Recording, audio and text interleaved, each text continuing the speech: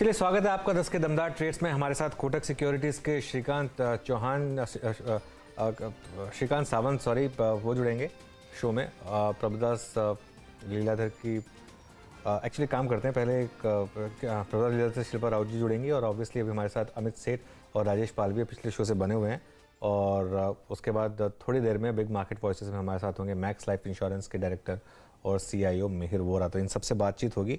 एक बार ज़रा मार्केट का एक मुआयना कर लेते हैं। और अच्छा, एक बार ज़रा बैंक ऑफ बड़ौदा लेकर आइए स्क्रीन पर।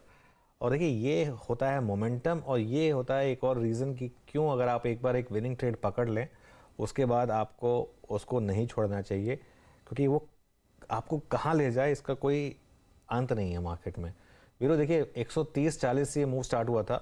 हम लगभग रोज़ स्टॉक की बात कर रहे थे। आप कल भी बात हुई थी इसके बारे में। आपने मुझसे पूछा था कि जो वो कौन से एनालिस्ट थे जिन्होंने बोला था कि ये स्टॉक ऑफ द ईयर रहने वाला है। लेकिन हम मार्केट में कई चीज़ें सिंपल रखनी होती है, जैसे कहते हैं लेट योर प्रॉफिट रन। एक स्टॉक मार्केट में एक सबसे बड़ा उसूल है cut your losses and let your profit run. मतलब जो मुनाफे वाले शेयर हैं उनमें बने रहिए और जो घाटे वाले शेयर हैं उनको काटिए फटाफट।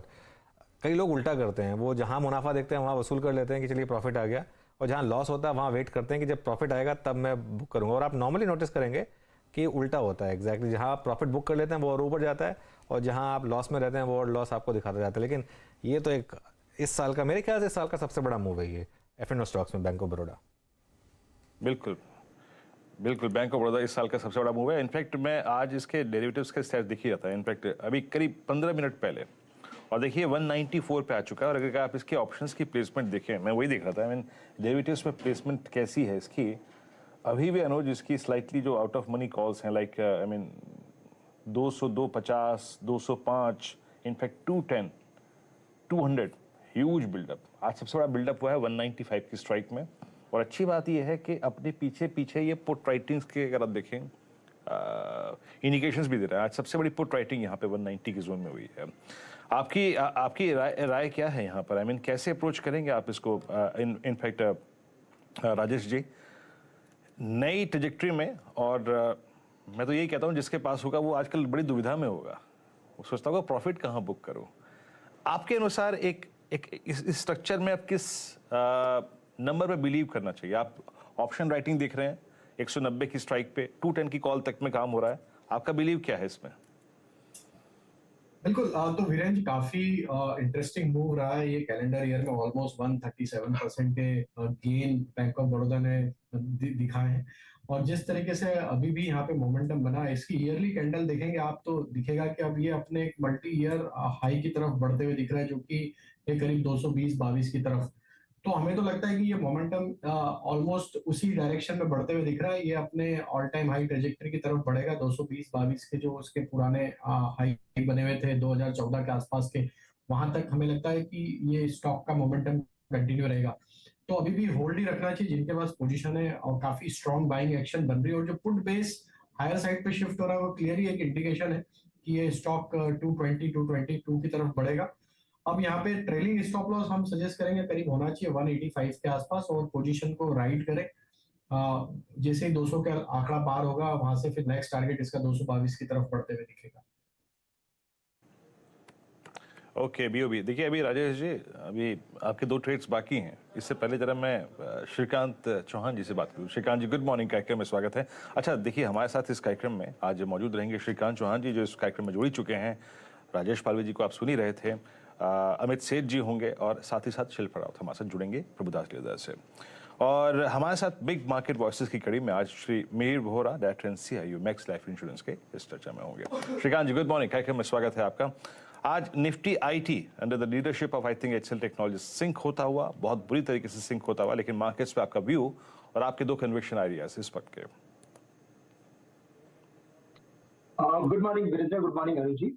देखिए, मुझे लग रहा है कि ये जो मार्केट है उसमें जैसे मैक्रो फैक्टर्स में बड़े चेंजेस आते जा रहे हैं। क्रूड ऑयल 76 के करीब आ चुका है, डॉलर इंडेक्स 104 के करीब आ चुका है, और इनफैक्ट 103 के नीचे अगर आप देखेंगे, अगर वीरेंद्र इसका चार्ट, तो 103 के नीचे तो डॉलर इंडेक्स में बड़ी गिरावट हमें देखने मिल सकती है। तो अगला वीक जो रहेगा वो काफी क्रूशियल रहेगा in terms of news flow तो है ही, पर अगर डॉलर इंडेक्स गलती से भी अगर 103 ब्रेक करता है तो हमें एक बड़ी गिरावट वहां पे देखने मिलेगी। हमें लगता है कि because of all this macro factors जो इंडियन मार्केट्स के लिए डाउन साइड जो है वो डेफिनेटली मिनिमाइज होते जा रही है। Upside no doubt because of valuation काफी लिमिटेड रहेगी, लेकिन अगर डाउनसाइड भी अगर कम रहेगी तो स्टॉक स्पेसिफिक मार्केट या तो जहां पे मिड कैप कंपनीज है, स्मॉल कैप कंपनीज है, वहां पे हमें लगता है कि एक्शन और बढ़ते जानी चाहिए। अगर आज के लिए अगर मार्केट को देखें तो मुझे लगता है मार्केट इसी दायरे में रहेगा, लेकिन 18,670 के ऊपर एक प्रॉपर टेक्निकल ब्रेकआउट में कन्वर्ट होते हुए एक बार 18,800 के लेवल्स को मार्केट रीच कर सकता है। ये ब्रॉडर मार्केट का व्यू हुआ।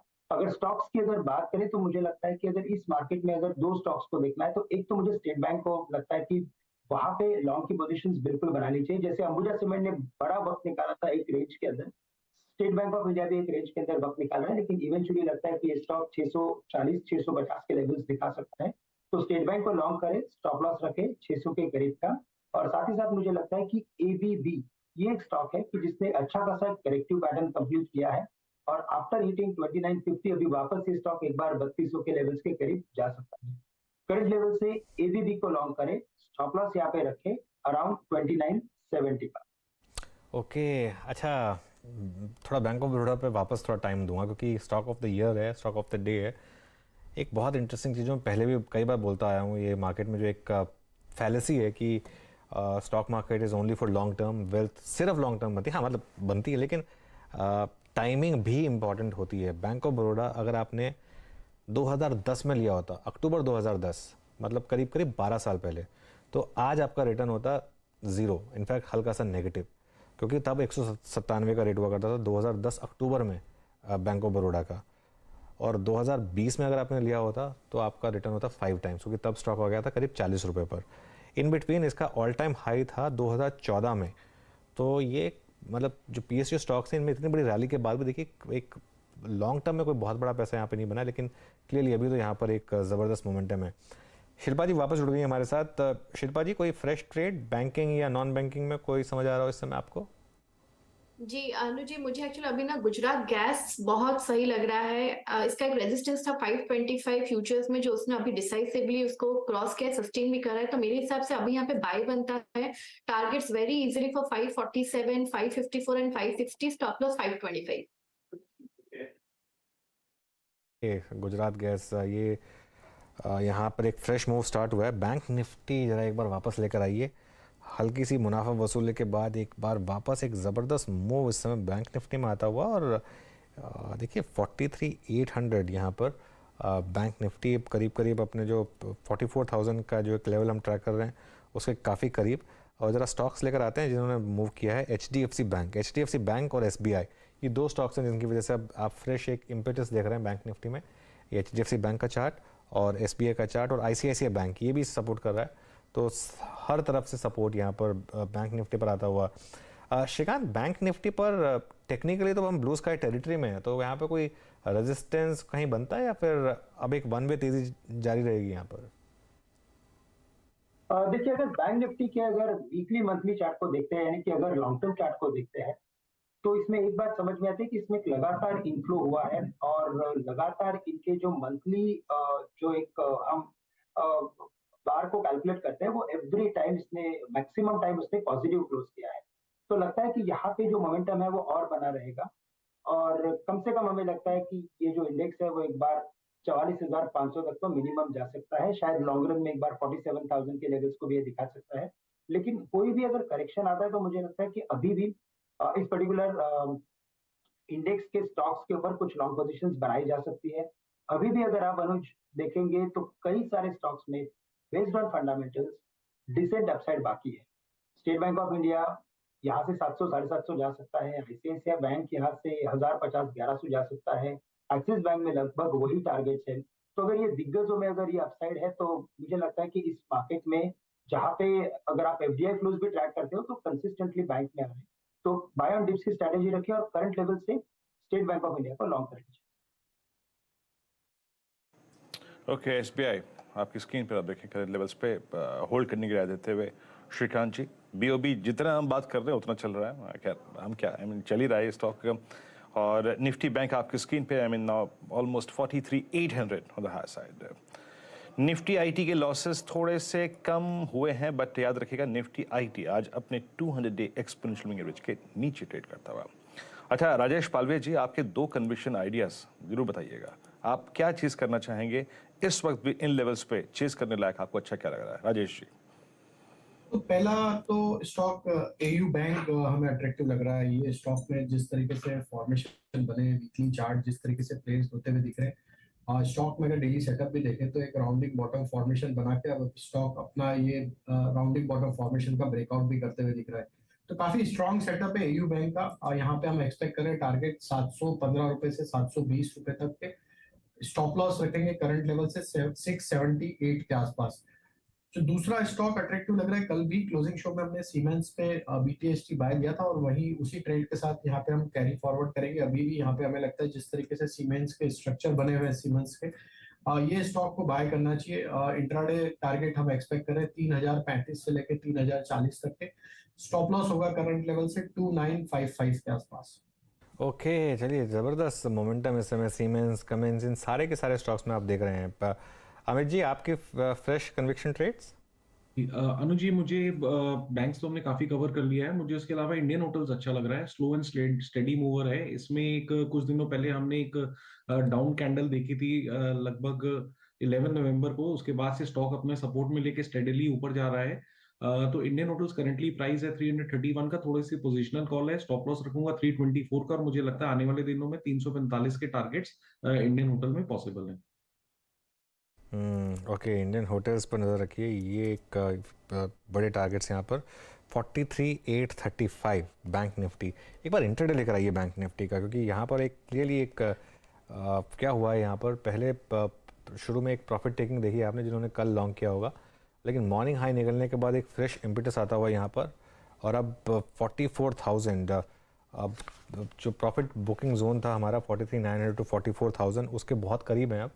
तो अगर आप एक कंजर्वेटिव ट्रेडर हैं जिन्होंने कल बैंक निफ्टी में लॉन्ग किया और कल के आधे घंटे में मैंने बोला था कि ये 44,000 जाने की तैयारी कर रहा है, तो एक प्रॉफिट बुकिंग जोन के बहुत करीब हैं आप, वो आने वाला है जोन, और वहाँ पर हो सकता है कि थोड़ी प्रॉफिट टेकिंग भी आए 43,900 टू 44,000। लेकिन एक मोमेंटम तो ज़बरदस्त है यहाँ पर बैंक निफ्टी में, और सारे के सारे बैंक निफ्टी में स्टॉक्स कंट्रीब्यूट कर रहे हैं। इनफैक्ट कोटक की भी बात हुई थी सुबह कि कोटक ने अभी तक परफॉर्म नहीं किया था, वो भी परफॉर्म कर रहा है। मैरिको, वो सुबह एक हमारे एक्सपर्ट्स की तरफ से पिक भी था, पार्थिव की तरफ से, हमने भी उसके सुबह उसको ओपन प्री मार्केट में आपको सजेस्ट किया था कि इस पर थोड़ा नज़र रखिए। आज ये 3% ऊपर है। और आज एक और चीज़ जो हो रही है कि क्लियरली जो थोड़े से 2-3 अंडर परफॉर्मिंग स्टॉक्स हैं वो भी परफॉर्म कर रहे हैं। इंडस टावर लेकर आइए ज़रा एक बार। इंडस टावर हालांकि काफ़ी वॉलेटाइल स्टॉक है, ये मैं थोड़ा ऐड कर देता हूँ। इंडस टावर में इस समय एक फ्रेश मूव स्टार्ट हो रहा है, करीब करीब 2% का मूव इस समय इंडस टावर में आता हुआ। आपका शिल्पा जी, एक बार जरा ये जो बैंक ऑफ बड़ौदा का मूव है, और ये क्योंकि कंसिस्टेंटली नंबर 1 आउट परफॉर्मर रहा है ये, अब अगर किसी ने ये रैली मिस की है तो इसमें पार्टिसिपेट करने का क्या तरीका होगा? Via futures, via options, via delivery, क्या तरीका होगा? जी अनुज, एक्चुअली बैंक ऑफ बड़ौदा का नेक्स्ट यहाँ पे रेजिस्टेंस 196.5 997 जोन है। इसके ऊपर अगर कोई ट्रेड मतलब ये ट्रेड करता है तो फिर आपको नेक्स्ट टारगेट 205 से लेके 208 210 भी मिलेंगे। तो अगर यहाँ पे किसी को अभी ट्रेड करना है तो मेरे हिसाब से बेस्ट है कि आपको ऑप्शंस में ट्रेड करना चाहिए। 200 का कॉल ऑप्शन 5.5 रुपीज चल रहा है, तो आप इसमें ट्रेड कर सकते हैं। आपका स्टॉप लॉस यहाँ पे रहेगा 3 रुपए का, और अगर व्यू सही जाता है और ये सस्टेन करता है अब 197, देन आपको टारगेट्स यहाँ पे इजीली मिलेंगे 205 208। तो ये आपका ऑप्शन भी मूव कर जाएगा very easily to 9 and 10। Okay चलिए, ये बैंक ऑफ बड़ौदा पर रहा है। अब एक काम करते हैं, बिग मार्केट वॉइसेस में हमारे साथ मैक्स लाइफ इंश्योरेंस के डायरेक्टर और CIO मेहर वोरा जी जुड़ गए हैं। मेहर जी, गुड मॉर्निंग। बात सबसे पहले करते हैं PSU बैंकों की, क्योंकि यहाँ पर एक ज़बरदस्त मोमेंटम है और कई फंड मैनेजर्स ने इन स्टॉक्स को एक्यूमुलेट किया था इस साल के शुरू में कि वैल्यूएशन सपोर्ट ज़बरदस्त है यहाँ पर और क्लीन अप हुआ है। ये हमारे चैनल पर भी 2-3 बड़े फंड मैनेजर्स ने कॉल भी दी थी यहाँ पर। लेकिन अब ये क्या एक ओवर क्राउडेड स्पेस बन रही है या अभी भी यहाँ पर मोमेंटम आपको लग रहा है कि रहेगा? नमस्कार Anuj ji, always a pleasure.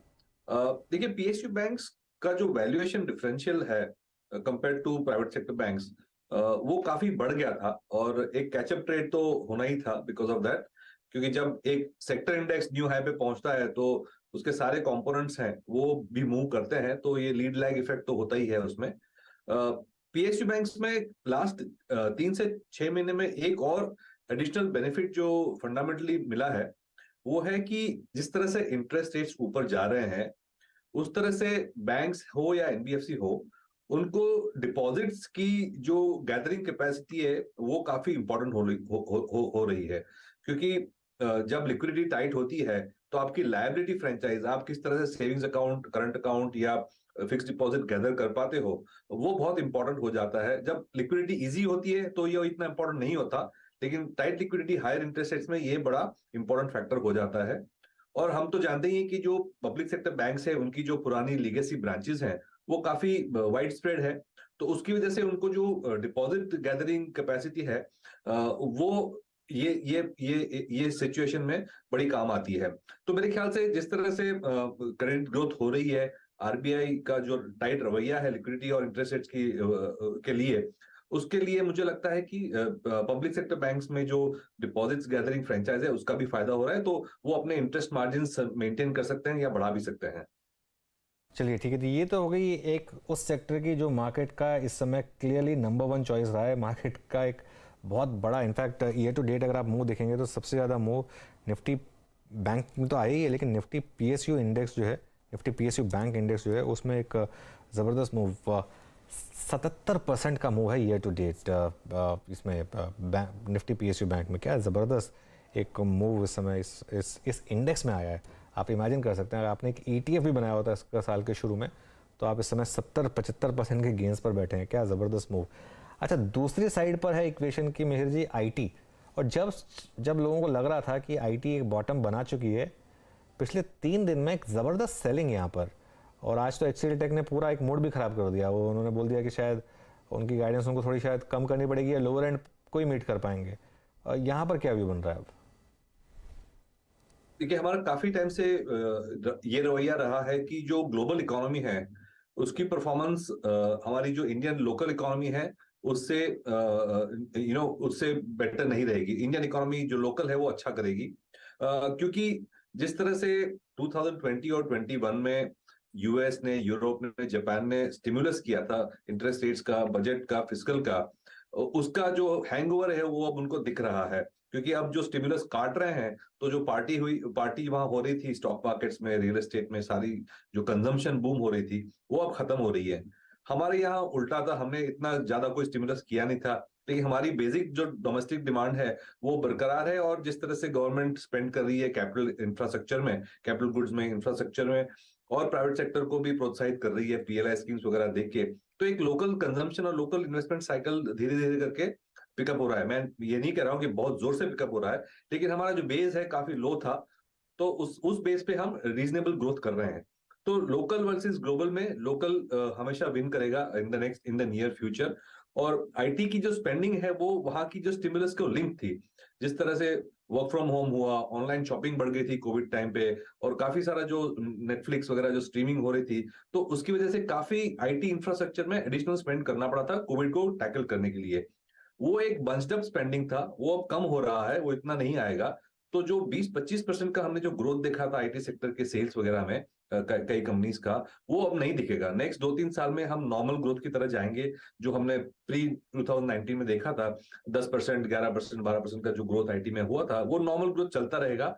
But जो best of the spending IT spending globally जो हुई थी दैट इज ओवर। तो मेरे ख्याल से IT will still underperform the domestic sectors like banking, infrastructure, consumption, etc.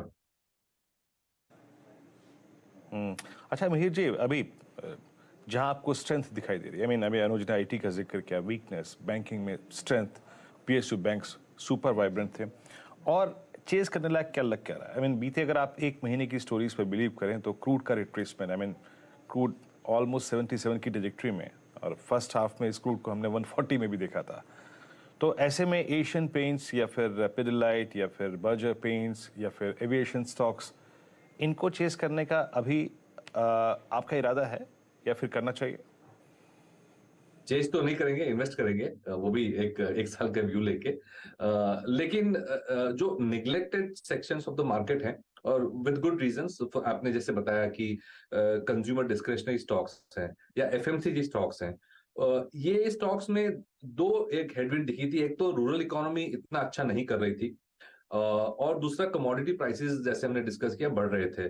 तो एक टॉप लाइन का भी प्रेशर था, एक मार्जिन्स का भी प्रेशर था, और मेरे ख्याल से जिस तरह से धीरे धीरे रिकवरी हो रही है कंजम्पशन में, ये टॉप लाइन और मार्जिन दोनों का प्रेशर कम होएगा, क्योंकि कमोडिटीज प्राइसेस नीचे आ रहे हैं, प्लास्टिक्स मेटल्स के प्राइस भी धीरे धीरे करके रीजनेबल हो गए हैं।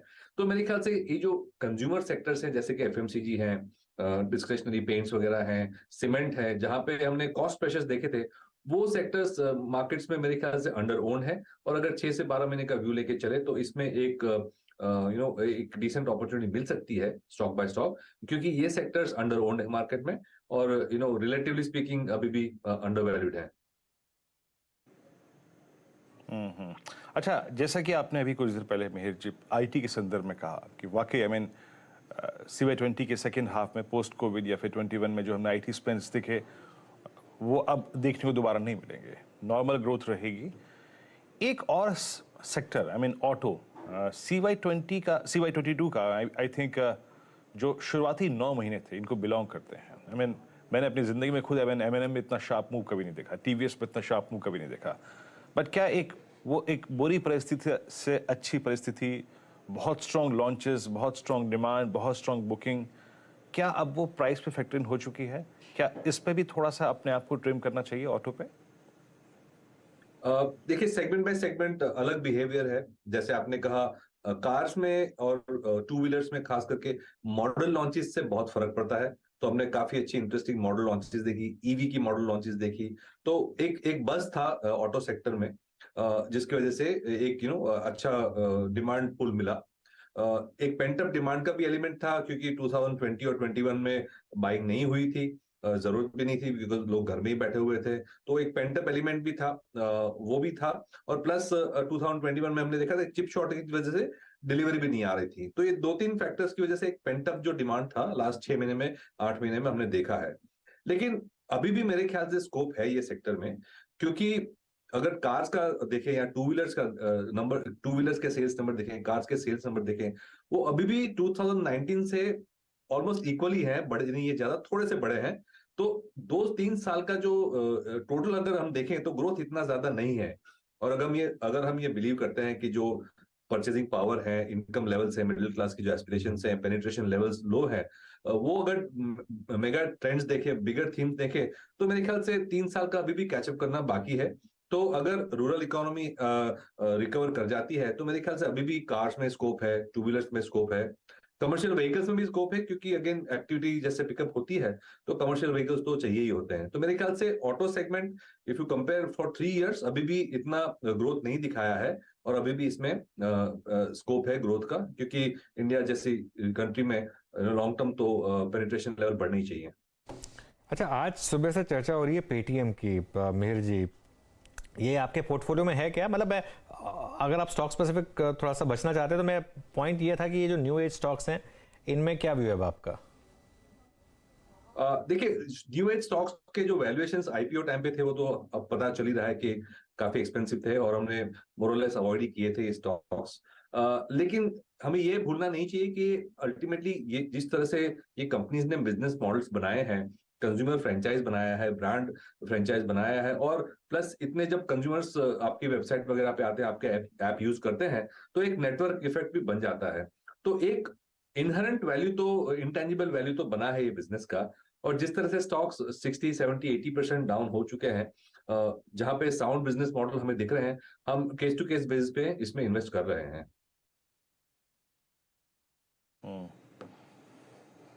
Okay okay okay okay. इस बीच महेश जी, एक प्रश्न और पूछूंगा आपसे। अभी बैंकों की बातचीत हो गई है। अच्छा, इसमें कोई राय नहीं है कि आई थिंक ये जो CY22 में हमने रेट रिवर्सल देखा और रेट हाइक की अगर आप देखें एंटायर प्रोसेस थी, वो बहुत पेसी थी। सडनली आपकी और मेरी EMIs पे, हमारे हाउसिंग लोन की EMIs पे इतनी बड़ी तब्दीली वो बहुत जल्दी और बहुत ज़्यादा आई।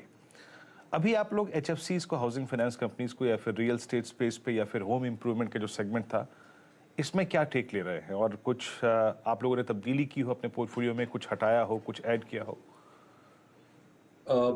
देखिए, हमारा ये लॉन्ग टर्म ऑब्जर्वेशन ये है कि इंटरेस्ट रेट्स से हाउसिंग डिमांड पे इतना फर्क नहीं पड़ता। इसका लिंकेज इकोनॉमिक ग्रोथ से ज्यादा है, जॉब क्रिएशन से ज्यादा है। तो क्योंकि टिपिकली इंडियंस का सेविंग्स अच्छा ही रहा है, तो होम डिमांड इंटरेस्ट रेट्स से इतना इम्पैक्ट नहीं होता, जॉब क्रिएशन से ज्यादा फर्क पड़ता है, इकोनॉमिक ग्रोथ से ज्यादा फर्क पड़ता है। लेकिन अगर हम एनबीएफसीज की बात करें इंक्लूडिंग हाउसिंग फाइनेंस, तो मैं ये कहूंगा कि हमारा प्रेफरेंस जो है अभी बैंक्स की तरफ ज्यादा है, चाहे प्राइवेट सेक्टर बैंक्स हो या पीएसयू बैंक्स, क्योंकि जैसे हमने अभी थोड़ी देर पहले डिस्कस किया था, ये जब टाइट लिक्विडिटी होती है, राइजिंग इंटरेस्ट रेट सिनेरियो होता है, तो liability deposit gathering is more important. और अगर आपके पास डिपॉजिट फ्रेंचाइज नहीं है, आप अगर होलसेल बोरोवर हो, तो आपकी बोरोइंग कॉस्ट बढ़ती जाती है। तो ये सिनेरियो में वी वुड प्रीफर बैंक्स जिनके पास अच्छी लायबिलिटीज है, अच्छी डिपॉजिट गैदरिंग कैपेसिटी होती है, रिटेल डिपॉजिट खास करके, कंपेयर टू एनबीएफसीज। तो इन जनरल हाउसिंग और अदर एनबीएफसीज में हम अंडरवेट ही हैं, बैंकिंग में ज्यादा प्रेफरेंस है हमारा। ओके महेश जी, बहुत बहुत शुक्रिया, आप इस कार्यक्रम में शामिल हुए, सभी सेक्टर्स पे एक एक करके अपना व्यू शेयर किया, क्या अवॉइड करना है, किसको लेना है, सब पे अपना व्यू शेयर करने के लिए बहुत बहुत शुक्रिया sir, and have a nice weekend. आपका सप्ताहांत बेहद शानदार रहे, इन्हीं उम्मीदों के साथ आपसे फिर होगी मुलाकात निकट भविष्य में।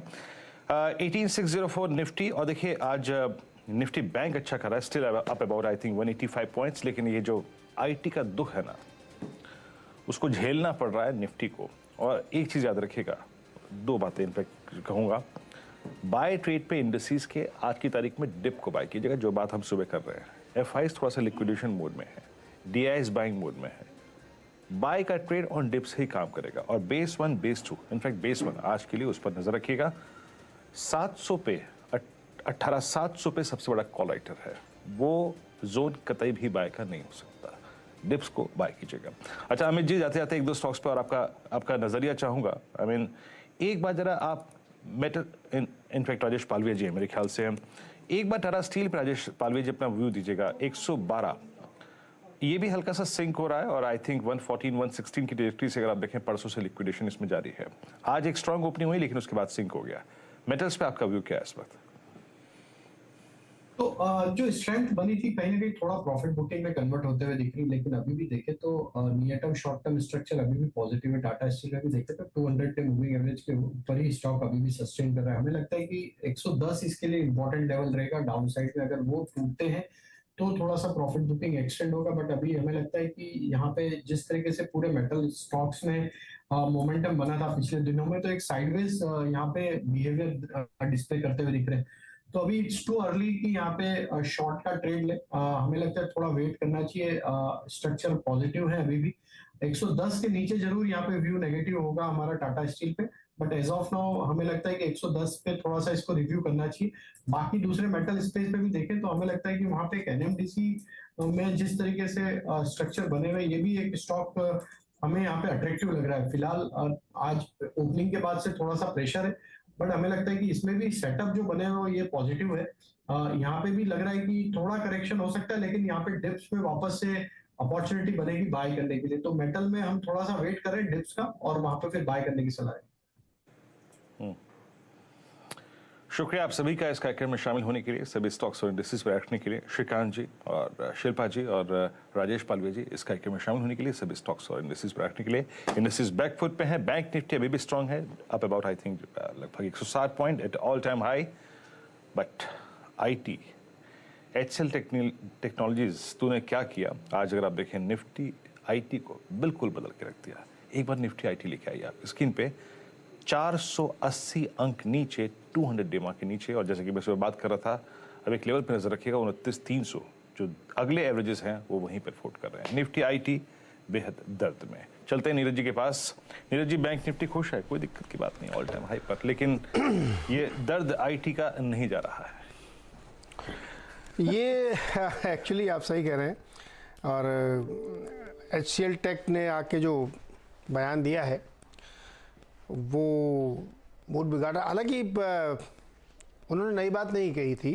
आपको याद होगा जब यूएस में तमाम आईटी कंपनीज अपने यहाँ बिजनेस रिस्ट्रक्चर करी थी in terms of human resources, तो ये अंदाज़ा लग गया था कि अभी तो उन्होंने रिस्ट्रक्चर किया है, आने वाले समय में उनके काम धंधे पे असर पड़ेगा, तो उसका असर हमारे यहाँ डायरेक्टली आएगा। तो अब एचसीएल टेक ने उसी की शुरुआत करी है।